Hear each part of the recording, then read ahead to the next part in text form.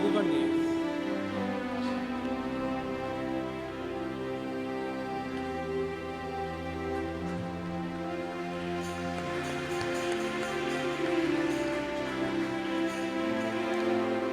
మరొకసారి మరి central Methodist Telugu సంఘపక్షమున రెవరెండ్ జాయ్ చరణ్ గారిని వారికి ఎంతగానో మరి వందనములు తెలియచేస్తూ ఉన్నాం.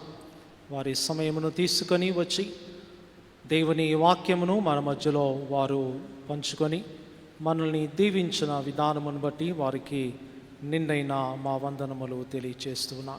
దేవుడు వారిని, వారి పరిచర్యను, వారి యొక్క కుటుంబమును దీవించును గాక.